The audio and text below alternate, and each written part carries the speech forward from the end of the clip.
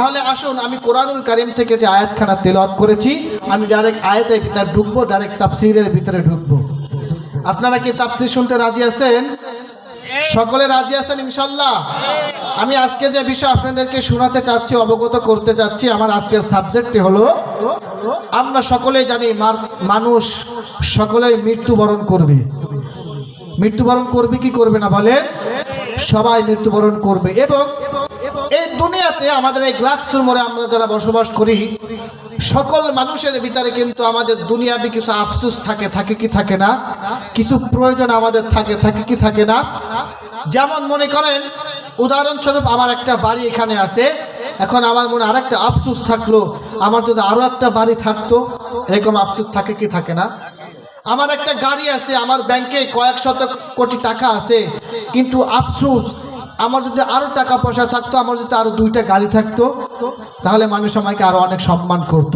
এরকম আফসোস আমাদের ভিতরে থাকে কি থাকে না বলেন? আপনি যে শ্রেণীর মানুষ দেখবেন না কেন সেই শ্রেণীর মানুষ ভাবে আমার থেকে আমার যা আছে এর থেকে যদি আরেকটু হাই লেভেলে থাকতো তাহলে কতই না ভালো আমি থাকতে পারতাম। এরকম আফসোস থাকে কি থাকে না?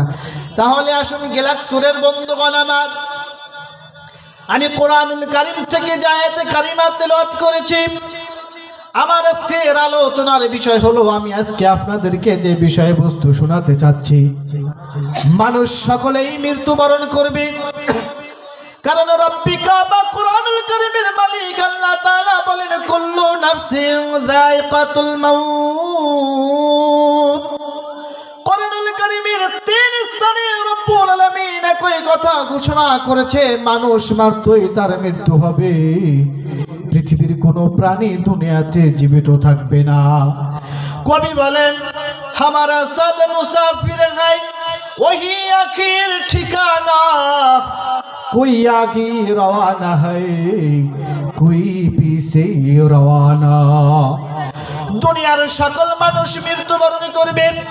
দুনিয়া থেকে কেউ আগে বিদায় নেবে অথবা দুনিয়া থেকে কেউ পরে বিদায় নেবে, কিন্তু দুনিয়ার মানুষ সকল মানুষই মৃত্যুবরণ করবে।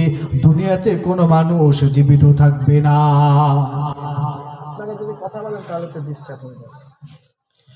সম্মানিত উপস্থিতি, আসলে এবার ডাইরেক্ট আয়াতের ভিতরে ঢুকছি।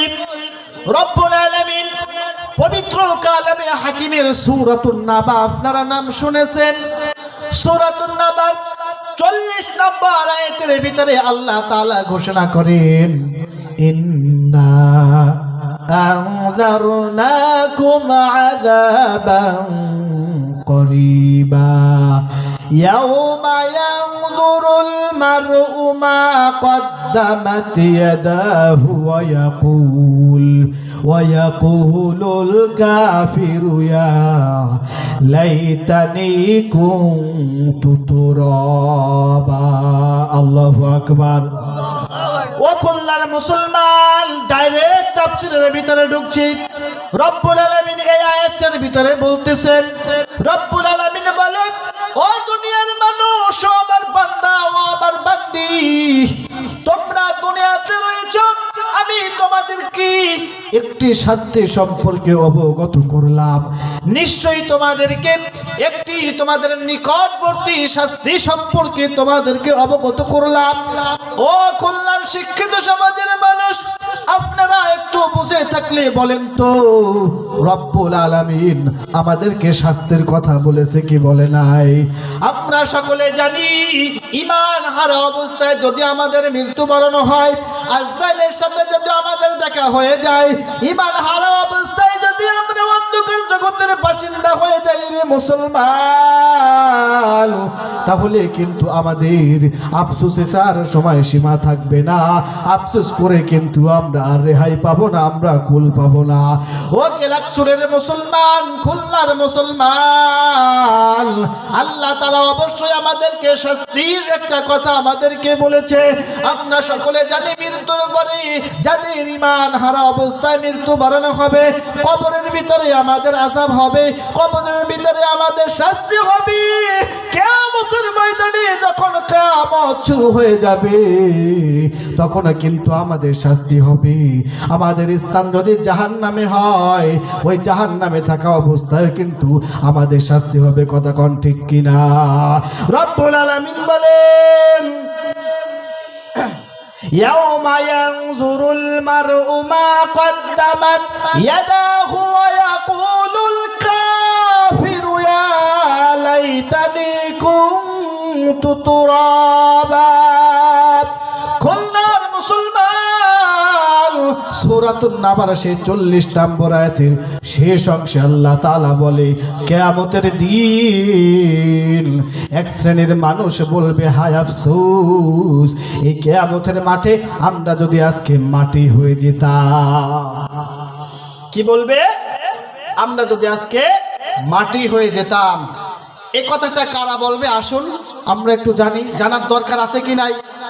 যেহেতু আমরা সকলে জান্নাতে যেতে চাই, কথা কান ঠিক কিনা, সেহেতু আমাদেরকে অবশ্যই কোরআন হাদিস জানা অবশ্যই দরকার আছে।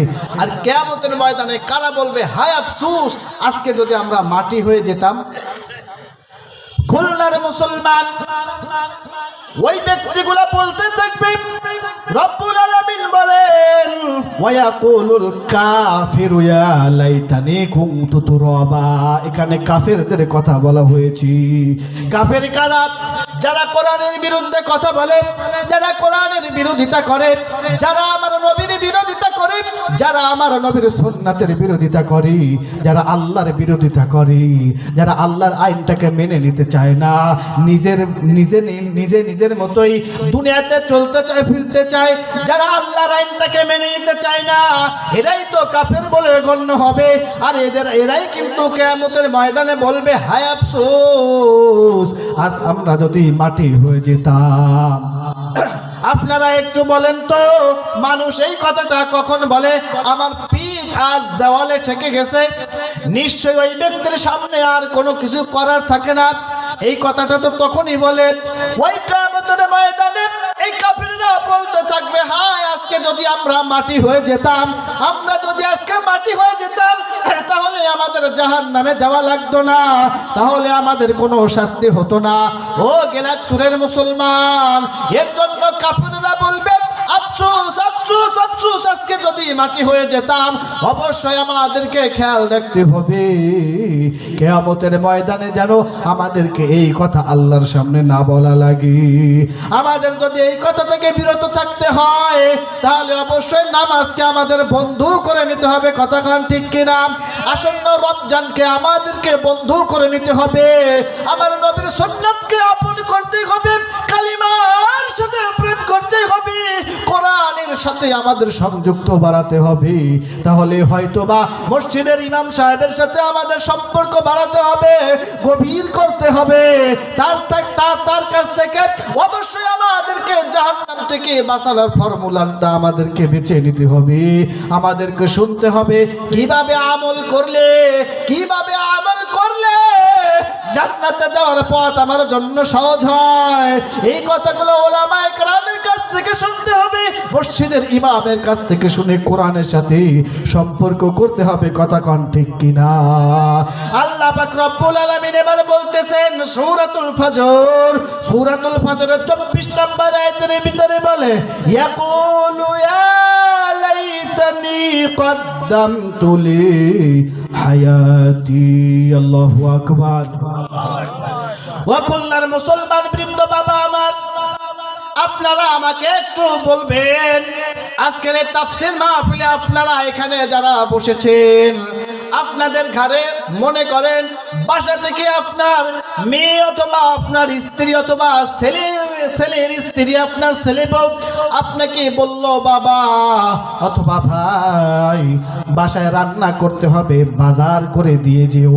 আপনি যদি বাজার না করে এখানে এসে যদি বসেন, আর এখানে বসার পরে যদি আপনার মনে পড়ে যায় বাসা থেকে তো আমাকে বাজারে নেওয়ার জন্য বলা হয়েছে, কিন্তু আপনি এখানে বসে শুনতে পাচ্ছেন আজকে গ্লাক্সুর মোড়ে আল মাদিনা তাহফিজুল কোরআন কিন্ডারগার্টেন মাদ্রাসার উদ্যোগে চমৎকার তাফসীর হচ্ছে, এখান থেকে আমার যেতে মনে চাচ্ছে না এরকম। তাহলে যখন এই কথাটা আপনার মনে পড়বে, আবার ওদিকে আপনার বাসায় বাজার দিয়ে আসতে হবে, আমি এখান থেকে উঠবো না, আগে যদি আমি বাজারটা করে দিয়ে আসতাম, এরকম একটা আফসোস থাকবে কি থাকবে না?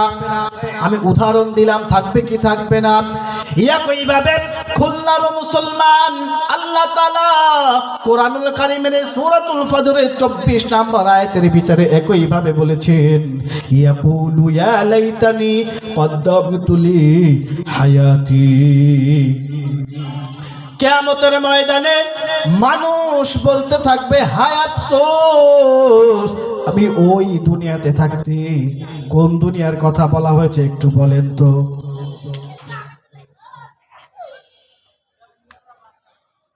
ওই দুনিয়া বলতে আমাদের এখানে কোন দুনিয়ার কথা বলা হয়েছে একটু বলেন আমার বাবারা? আমাদের এই দুনিয়াটার কথা বলা হয়েছে, এই দুনিয়াটার কথা বলা হয়েছে। আমরা কিয়ামতের ময়দানে এক শ্রেণীর মানুষ আফসোস করতে থাকবে। ভালোভাবে শুনবেন, কিয়ামতের কথা বলছেন। কিয়ামতের ময়দানে এক শ্রেণীর মানুষ আফসোস করতে থাকবে, হায় আফসোস, ওই দুনিয়া থাকতে। ওই দুনিয়া বলতে এই দুনিয়াটাকে বোঝানো হয়েছে। ওই দুনিয়াতে থাকতে যদি এই দুনিয়ার জন্য, আর এই দুনিয়া বলতে কিয়ামতের মাঠকে বোঝানো হয়েছে, এই দুনিয়ার জন্য আমি যদি অগ্রিম কিছু পাঠাতে পারতাম। আমার কথা কি আপনারা বুঝতে পেরেছেন? আমাদের এক শ্রেণীর মানুষ কিয়ামতের ময়দানে এইভাবে আফসোস করবে, হায় দুনিয়াতে থাকতে কিয়ামতের মাঠের জন্য যদি অগ্রিম কিছু পাঠাতে পারতাম। ও খুলনার মুসলমান, এখানে অগ্রিম আপনি কি পাঠাবেন? নিশ্চয়ই আপনার আমল পাঠাতে হবে। আপনি যে ইবাদত বندگی করবেন, এই ইবাদত বندگی আল্লাহ তাআলা যা বলেছেন সেই ইবাদত তো আপনাকে আগের থেকে এই দুনিয়া থেকে কমপ্লিট করে তারপরে পাঠাতে হবে। কথা কোন ঠিক কিনা? এর জন্য রব্বুল আলামিন এই আয়াতটার ভিতরে বললেন, আমাদেরকে সতর্ক করে দিলেন, বেশি করে ইবাদত করো, বেশি করে আমল করো। কারণ আমল বেশি যদি না করা যায়, তাহলে তো ওই দুনিয়াতে আমাদের কোনো কিছু বেশি বেশি করে পাঠানো যাবে না। আমরা সকলেই জানি, দাড়ি পাল্লা যদি ধরা হয়, বেশি ওয়ের যেই পাশটাতে থাকে সেই পাশটা কিন্তু নিচে নেমে যায়, আর যেই পাল্লায় মালামাল অল্প থাকে সেই পাল্লা কিন্তু উপরে উঠে যায়। এর জন্য সতর্ক ও আমার বাবাজিরা, বেশি করে ইবাদত করতে হবে আল্লাহ তাআলার জন্য। লৌকিকতা দেখানো ইবাদত আমাদের করা যাবে না। রব্বুল আলামিন বলছেন সূরাতুল হাক্কার 25 নম্বর আয়াত, ওয়া আম্মা মান উতিয়া কিতাবাহু বিশিমালিহি ফায়াকুলু ইয়া লাইতানি লাম উতিয়া কিতাবিয়া। বলেন আল্লাহু আকবার। ওয়া খুলনার মুসলমান, আমরা সকলে জানি কিয়ামতের ময়দানে, কিয়ামতের মাঠে রব্বুল আলামিন আমাদের হাতের উপরে এরকম একটা আমলনামা দিবে, জানি কি জানি না?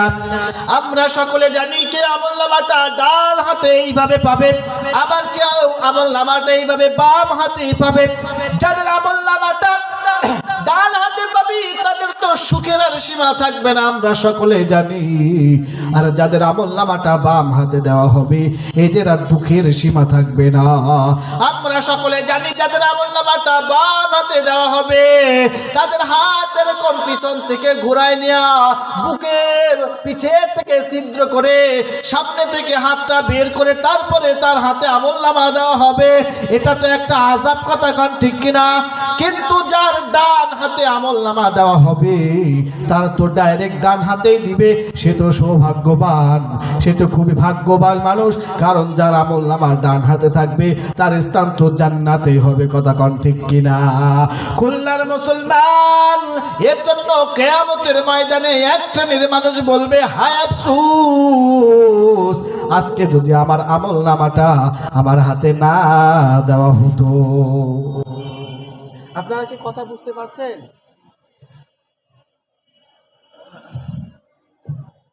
মানুষ তো মরণশীল, সবাই তো মরে যাবেই, কিন্তু আমরা তো সকলে জান্নাতেই যেতে চাই। কথা কোন ঠিক কিনা? অবশ্যই আমলনামাটা যেন আল্লাহ তাআলা আমাদের ডান হাতে দেয়, এরকম আল্লাহ তাআলার কাছে দোয়াও করতে হবে। সকলে বলেন আমিন। আল্লাহ তাআলা যেন আমাদের আমল নামাটা আমাদের বাম হাতে না দেয়। আবার সকলে বলেন আল্লাহুম্মা আমিন।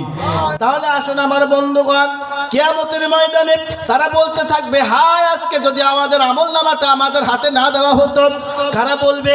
নিশ্চয় দুনিয়াতে যারা আল্লাহ তাআলার অবাধ্য করেছে, নিশ্চয় দুনিয়াতে যারা আমার নবীর অবাধ্য করেছে, নিশ্চয় দুনিয়াতে যারা এই কোরআনটাকে তার জীবনে মেনে নেয় নাই, নিশ্চয় দুনিয়াতে যারা আমার রাসূলের হাদিসগুলো মেনে নেয় নাই, নিশ্চয় দুনিয়াতে যারা ওলামা একরামদেরকে অপমান অপদস্থ করত, মাদ্রাসার ছাত্রদেরকে অপমান অপদস্থ করত, মসজিদের ইমামকে অপমান অপদস্থ করত, এরা কিন্তু কিয়ামতের ময়দানে বলতে থাকবে, এখানে আলেম ওলামাদের কথা কেন এসেছে?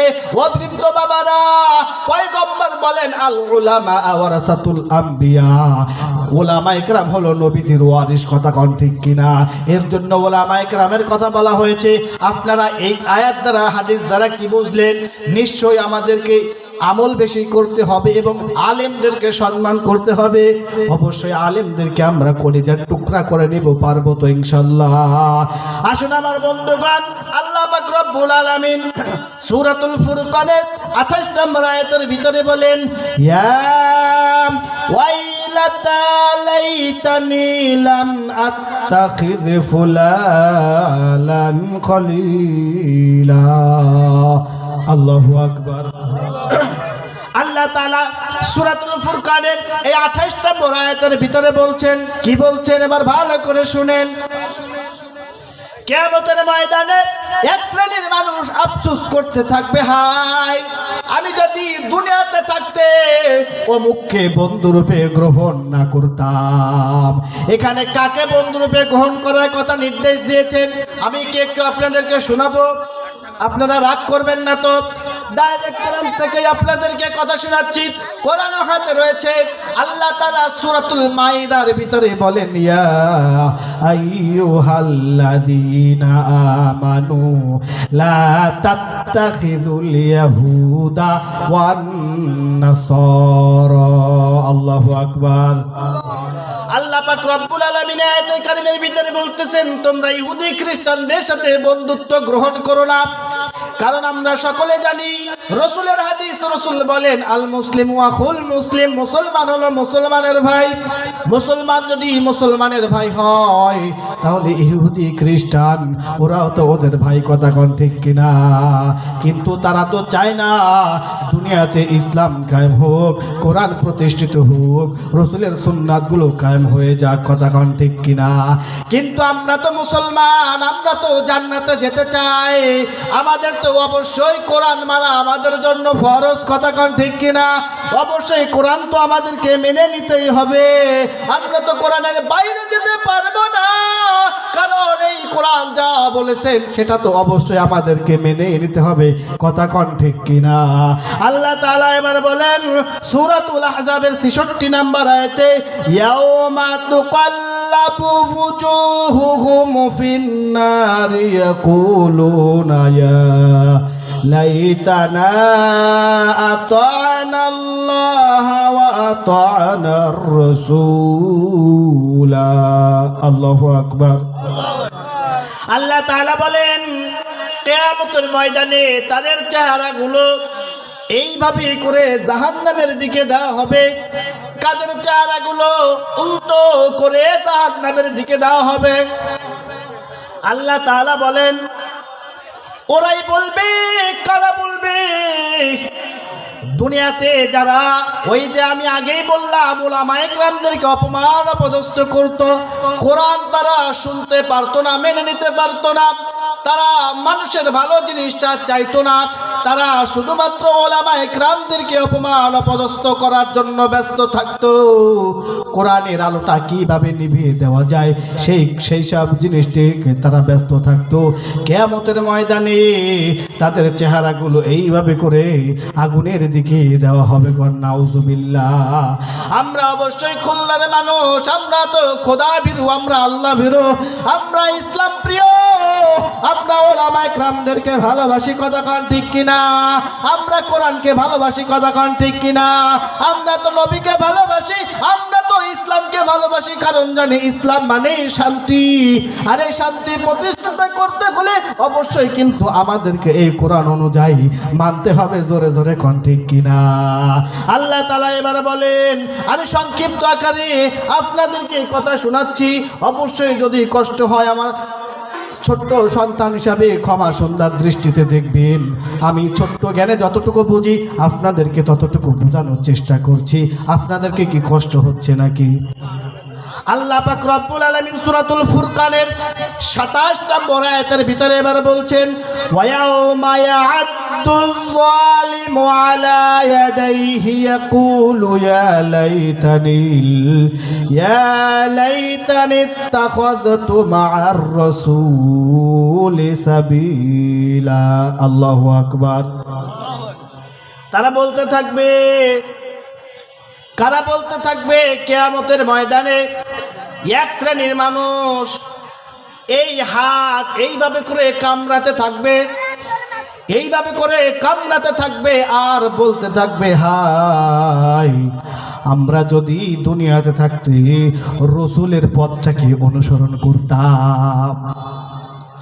এক শ্রেণীর মানুষ সেদিন বলতে থাকবে, হাই এই যে হাত এইভাবে করে কামড়াতে থাকবে আর বলতে থাকবে, হায় হায় আমরা যদি দুনিয়াতে থাকতে আমার রসুলের সুন্নাতগুলোকে অনুসরণ করতাম। আমরা মুসলমান হিসাবে একটু বলেন তো, আমরা কতজন আমরা রসুলের সুন্নাতটাকে অনুসরণ করি একটু বলেন? আমরা কি অনুসরণ সব করি? আমরা জানি সালাম দেওয়া সুন্নাত, তাই না? সালাম দেওয়া সুন্নাত, এবং সালাম দিলে আমাদের লাভ আছে কিনা? সালাম দেওয়া সুন্নাত। এবং যখন আমি আপনাকে সালাম দিব তখন তো আমি আপনার জন্য দোয়া করব, আসসালামু আলাইকুম ওয়া রাহমাতুল্লাহ। এর মানে কি আপনার উপরে শান্তি বর্ষিত হোক। এবার আমি যদি আপনার জন্য শান্তির দোয়া করি, আমি অপরিচিত হলেও কি আপনি আমার জন্য কি বদদোয়া করবেন? অবশ্যই আপনি বলবেন ওয়া আলাইকুম আসসালাম ওয়া রাহমাতুল্লাহ, মানে আপনার উপরেও আল্লাহ তাআলা শান্তি বর্ষিত হোক। একটু জিকির করেন, লা ইলাহা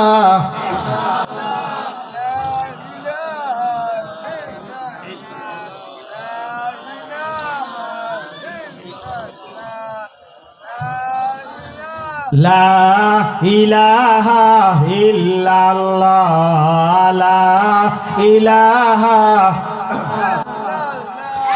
লা ইলাহা ইল্লাল্লাহ, লা ইলাহা ইল্লাল্লাহ, লা ইলাহা ইল্লাল্লাহু মুহাম্মাদুর রাসূলুল্লাহ সাল্লাল্লাহু আলাইহি ওয়াসাল্লাম। তাহলে আসুন আমরা কোন কথার ভিতরে ছিলাম? আমরা ছিলাম ওই কথার ভিতরে যে কিয়ামতের ময়দানে এক শ্রেণীর মানুষ তার হাতটাকে কামড়াবে এবং বলতে থাকবে, হায় দুনিয়াতে বসে যদি আমরা রসুল সাল্লাল্লাহু আলাইহি সাল্লামের সুন্নাতগুলোকে যদি আমরা চয়েস করতাম, ভালোবাসতাম, মেনে নিতাম, তাহলে আমরা সালামের ভিতরেই ছিলাম। তাহলে আমাদের সমাজে আমরা যদি সালামটা যদি প্রচলন করি তাহলে কেমন হয় একটু বলেন তো?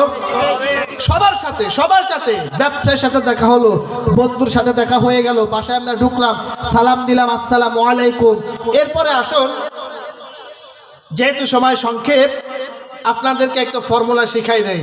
আমি আপনাদের ছেলের বয়সী, ছোট ভাইয়ের বয়সী, অবশ্যই ক্ষমা সুন্দর দৃষ্টিতে দেখবেন। আমরা এখানে দেখুন, আমাদের সমাজে একটা ভুল প্রচলিত রয়েছে, যে ভুলটা হলো আমরা কারোর সাথে দেখা হলে সালাম ঠিকই দেই। সালাম দেওয়ার পরে কিন্তু আমরা জিজ্ঞাসা করি, ভাই কেমন আছেন? জিজ্ঞাসা করি কি করি না? অনেকে বলে হাই ইনশাআল্লাহ ভালো আছি, এই আওয়াজটা বলে কিনা। আবার অনেকে বলে জি আলহামদুলিল্লাহ ভালো আছি। এখানে দুইটা শব্দ হলো, একটা হলো আলহামদুলিল্লাহ, একটা হলো ইনশাআল্লাহ, তাই না? দেখেন, আলহামদুলিল্লাহর অর্থ কি? সকল প্রশংসা কার জন্য? আল্লাহর জন্য। আলহামদুলিল্লাহ মানে অর্থ এটা। আর ইনশাআল্লাহর অর্থ হলো আগামীতে। ইনশাআল্লাহর অর্থ হলো আগামীতে। তো আমাদের সমাজে অনেক আমার বাবাজিরা রয়েছে বলেন এই কেমন আছেন, যে বলে হ্যাঁ জি ইনশাল্লাহ ভালো আছি। তো আজকে থেকে আপনারা জানতে পারলেন যে ইনশাল্লাহ বলা যাবে না। ইনশাল্লাহ মানে কি আগামীতে। তাহলে এখন একদম যদি আপনারা জিজ্ঞেস করে ভাই কেমন আছেন, আপনি যদি বলেন জি ইনশাল্লাহ, এমনকি আগামীতে ভালো থাকবো, তাই না? না, ইনশাল্লাহ বলা যাবে না, আমাদেরকে ওইখানে ব্যবহার করতে হবে যে আলহামদুলিল্লাহ। আলহামদুলিল্লাহ, সকল প্রশংসা কার? আল্লাহর। ভালো আছি। এবার আসুন আর একটা বিষয়, আমরা অনেক দিন পরে যদি দেখা হয় বা যখন আমরা মসজিদে নামাজ পড়তে যাই, বন্ধু বান্ধব ছোট নাতিপুতি যাদের সাথে দেখা হয়, সালাম দিয়ে আমরা তাদের সাথে মুসাফা করি কিনা? মুসাফা করে আমাকে এক হাত বাড়াই দেই না, আবার একটু ঝাঁকি দেই। আমরা আবার এখানে বলি যত ঝাঁকি তত নেকি, কথাটা বলি না? না, এটা যত ঝাঁকি তত নেকি না।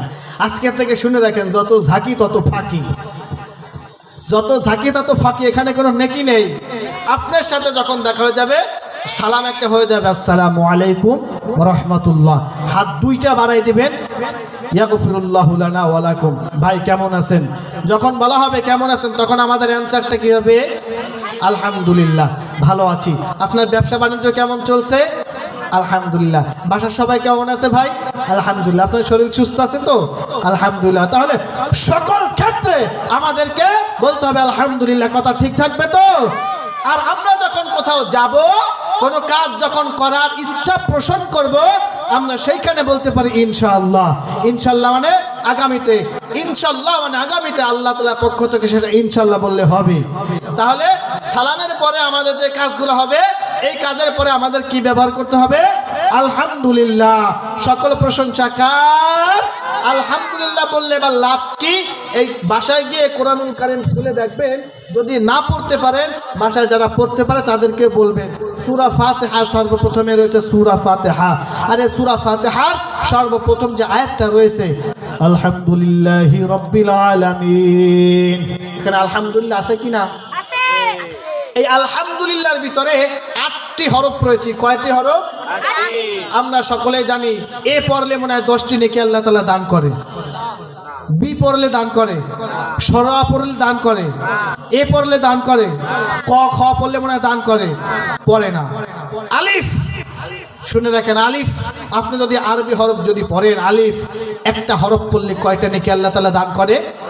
সবাই বলেন, আরেকটু জোরে বলেন। তাহলে আলহামদুলিল্লাহর ভিতরে 8টি হরফ রয়েছে। কয়টি হরফ? 8টি। তাহলে 8কে দিয়ে 10 দিয়ে যদি গুণ করা হয়, তাহলে 8 10 কত হবে? 80।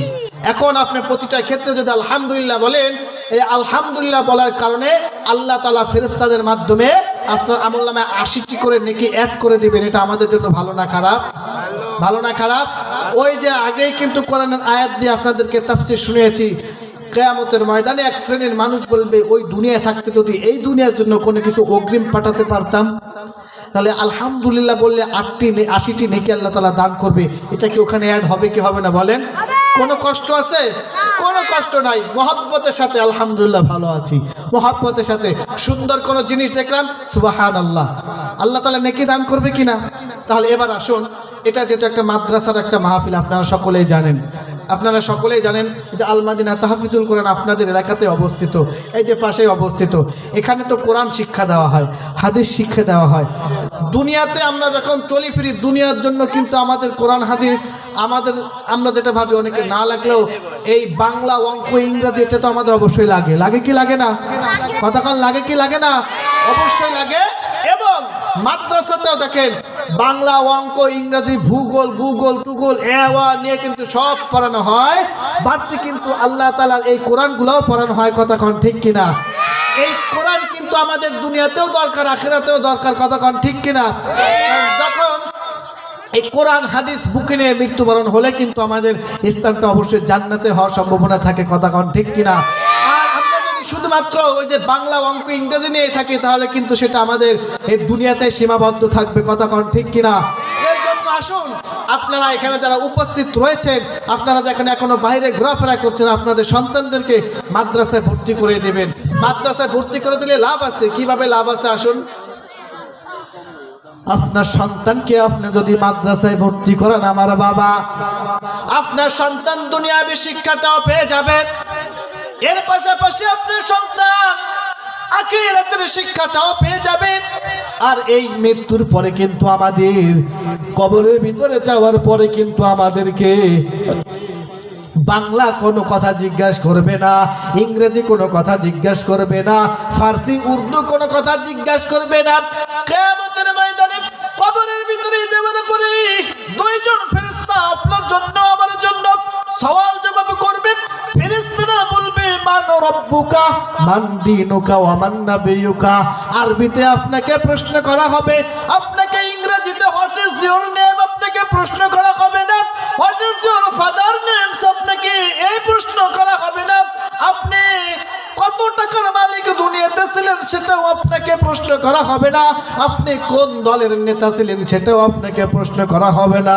কিয়ামতের ময়দানে ওই কবরের ভিতরে যাবার পরেই কিন্তু আপনাকে আমাকে জিজ্ঞেস করবে মান রব্বুকা, তোমার রব কে? ইমানদার হলে আল্লাহ তাআলার পক্ষ থেকে আওয়াজ চলে আসবে আমার রব আল্লাহ। মান দীনুকা, তোমার দিন কি?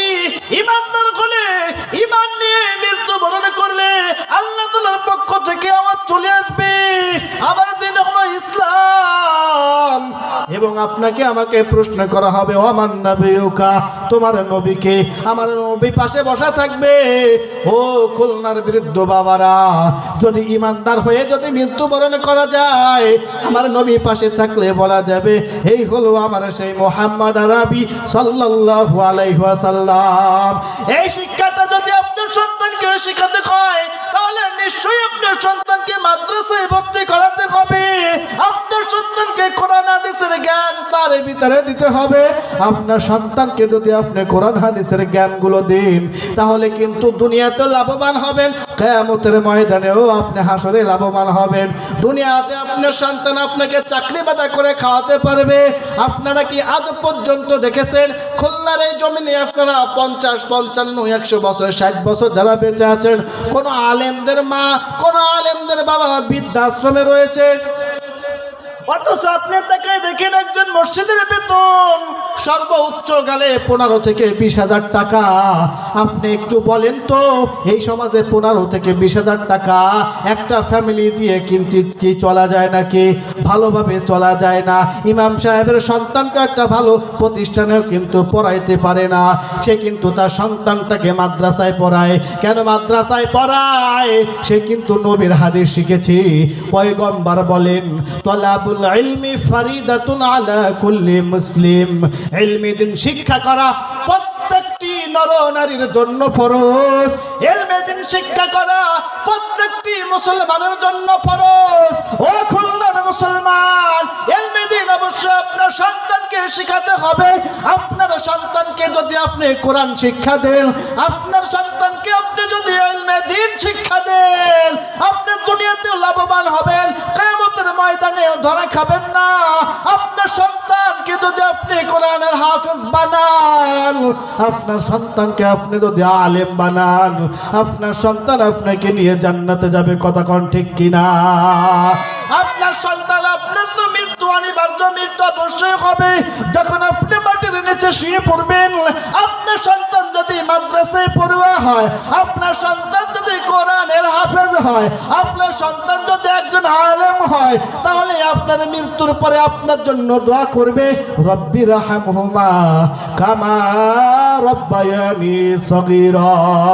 আপনার সন্তানকে যদি আপনি দোয়াটা দুনিয়াতে শিক্ষা দিয়ে না যেতে পারেন, আপনার মৃত্যুর পরে মাদ্রাসা থেকে ছাত্র ভাড়া করে নিয়ে আসবে, ইমাম সাহেবকে ভাড়া করে নিয়ে আসবে। কতক্ষণ ঠিক কিনা? আর আপনার সন্তানের ভিতরে যদি এই কোরআনের জ্ঞানটা থাকে, কাউকে ভাড়া করার দরকার হবে না। আপনার সন্তান নিজেই আপনার জানাজার নামাজের ইমামতি করবে। কতক্ষণ ঠিক কিনা? আপনারা একটু বলেন তো, আপনারা দুই বন্ধু একই জায়গায় বসা আছেন, এক বন্ধুর পিছনে একটা মশা পড়ছে, তার পিছনে চুলকানি লাগছে। আপনার অন্য বন্ধুকে যদি বলেন রে দোস্ত আমার পিছনে একটা মশা পড়ছে, একটু চুলকাই দাও বা খাউজাইয়া দাও, আমাদের আঞ্চলিক ভাষায় যেটা বলা হয়, ওই আপনার দোস্ত যদি পিঠে হাত দেয়, আপনার যেখানে খাউজ লাগছে ওইখানে কিন্তু জায়গা মতো খাউজ দিতে পারবে না। আপনি বলবেন ওইখানে আর এক জায়গা একটু নিচে দে, আর আরেকটু উপরে দে, বলবেন কি বলবে না? একইভাবে করে ও বৃদ্ধ বাবারা আমার, আপনার মৃত্যুর পরে আপনার সন্তান যদি আপনার আপনার জানাজার নামাজের ইমামতি করে, তাহলে ওই যে চুলকানির কথা বললাম, আপনার পিছনে যদি চুলকানি লাগে, আপনার নিজের হাত যদি দেন ঠিক জায়গা মতো চুলকানি লাগবে, কতক্ষণ ঠিক কিনা? আর আপনার মৃত্যুর পরে আপনাকে সামনে নিয়ে যখন জানা যায় আপনার সন্তান দাঁড়িয়ে যাবে, আল্লাহু আকবার বলে যখনই তাকবীর দিবে, আপনার সন্তানের চোখ থেকে পানি বেয়ে বেয়ে পড়বে। আল্লাহ তাআলা ফেরেশতাদেরকে ডাক দিয়ে বলবে, রে ফেরেশতা, ইমাম সাহেবের চোখে কেন পানি? ফেরেশতা ডাক দিয়ে বলবে, রে রব্বে কাবা, ও মালিক, যে মাইয়াতকে সামনে নিয়ে যে ইমাম সাহেব দাঁড়াইছে, ওই মাইয়াত অন্য কেহ না, ওই মাইয়াত হলো ইমাম সাহেবের পিতামাতা। তাহলে এবার আপনারা একটু বলেন তো, আপনার সন্তানকে মাদ্রাসায় ভর্তি করালে লাভ না ক্ষতি? আর একটু জোরে কর, লাভ না ক্ষতি? ও বাবা, দুনিয়াতেও আপনি লাভবান হবেন, কিয়ামতের ময়দানেও লাভবান হবেন, মৃত্যুর পরেও আপনি লাভবান হবেন। আপনারা এবার একটু ওয়াদা করতে পারেন, নাতিপুতি যারা আছে, সন্তানাদি যারা আছে, বা আগামীতে যারা আল্লাহ তাআলা যাদেরকে দান করবেন তাদেরকে কোরআনের শিক্ষা দিবেন তো ইনশাল্লাহ? কারা কারা হাত দুটা দেখতে চায়? নারায়ে তাকবীর। 10, 11, 12, 13, 14, 15, 10, 11, 12, 13, 14, 15, সব সারিয়া আল্লাহর কোরআন ধরো ভাই ধরো, সব সারিয়া আল্লাহর কোরআন ধরো ভাই ধরো।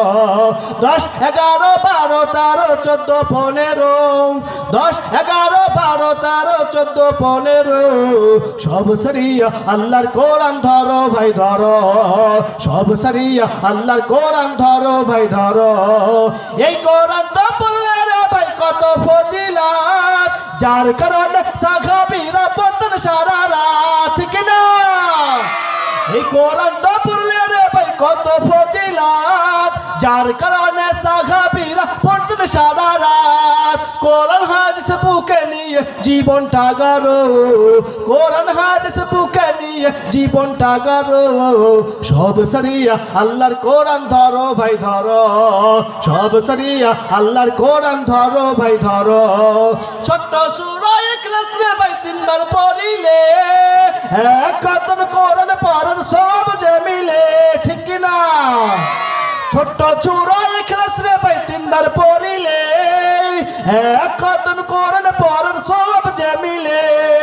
আবু জার গিফারির মতো সূরাটি পড়ো, সাহাবাদের মতো করে সূরাটি পড়ো, সব সারিয়া আল্লাহর কোরআন ধরো ভাই ধরো, সব সারিয়া নবীর হাদিস ধরো ভাই ধরো। 10, 11, 12, 13, 14, 15, সবাই 10, 11, 12, 13, 14, 15, সব সারিয়া আল্লাহর কোরআন ধরো ভাই ধরো, সব সারিয়া আল্লাহর কোরআন ধরো ভাই ধরো। আল্লাহর এই কোরআন ধরতে আমরা সবাই রাজি আছি তো ইনশাআল্লাহ? কারা কারা দুই হাত দেখতে চাই? নারায়ে তাকবীর। ওরে শোনো শোনো শোনো বাবা, শোনো শোনো শোনো বাবা, শোনো দিয়া বল, আল্লাহ যাদের একটি সন্তান করিয়াছেন দান। ওরে শোনো শোনো শোনো বাবা মুমিন মুসলমান, শোনো শোনো শোনো বাবা মুমিন মুসলমান, আল্লাহ যাদের একটি সন্তান করিয়াছে দান। সন্তানটাকে শিখাও তোমরা হাদিস ও কোরআন, সন্তানটাকে শিখাও তোমরা হাদিস ও কোরআন, না হয় কিন্তু মরার পরে আসে জাহান্নাম, না হয় কিন্তু মরার পরে আসে জাহান্নাম। একটি সন্তান হাফেজ যদি বানাও দুনিয়ায়, মরার পরে ইমাম হবে তোমার জানা যায়, ঠিক কিনা? একটি সন্তান হাফেজ যদি বানাও দুনিয়ায়, মরার পরে ইমাম হবে তোমার জানা যায়। সেই উসিলায় ক্ষমা করবে আল্লাহ মেহেরবান, সেই উসিলায় তাস পড়াবে আল্লাহ মেহেরবান। সব সারিয়া আল্লাহর কোরআন ধরো ভাই ধরো।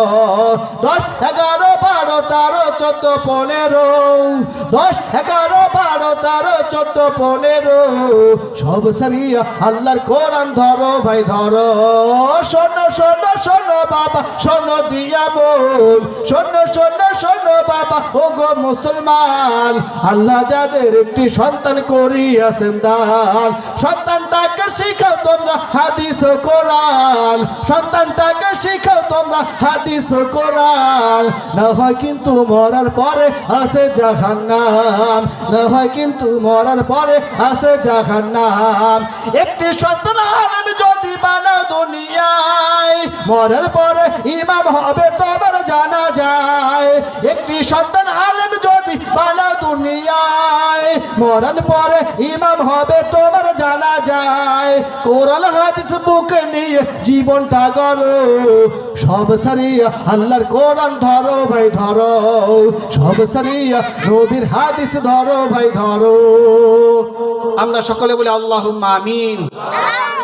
আপনারা কি কষ্ট পাইলেন আমার কথাগুলোতে? আজানের সময় হয়ে গেছে, এখন নিশ্চয়ই আজান হবে।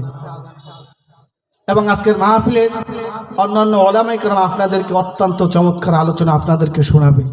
আপনারা অবশ্যই শেষ পর্যন্ত থাকবেন তো ইনশাল্লাহ। বাইরে আপনাদের বন্ধু বান্ধব যারা আছে তাদের সবাইকে ইনভাইট করবেন, দাওয়াত করবেন। কোরআনের মাহফিলগুলো শুনলেও সওয়াব আছে, কথা কন ঠিক কিনা? 1 মিনিট এলমে দিন চর্চা করবেন, এতে খুব সওয়াব। কিন্তু আপনি বাইরে বসে একটা চার দোকানে বসে আড্ডা দিবেন, কথা বলবেন, ফায়সা কথা বের হয়ে যায় কি যায় না। যখন কোরআন সামনে নিয়ে একজন আলেম মানুষ কথা বলবে, আপনি সুবহানাল্লাহ আলহামদুলিল্লাহ বলবেন, এটা আপনার জন্য অবশ্যই লাভ আছে কি নাই বলেন? অবশ্যই লাভ আছে। এর জন্য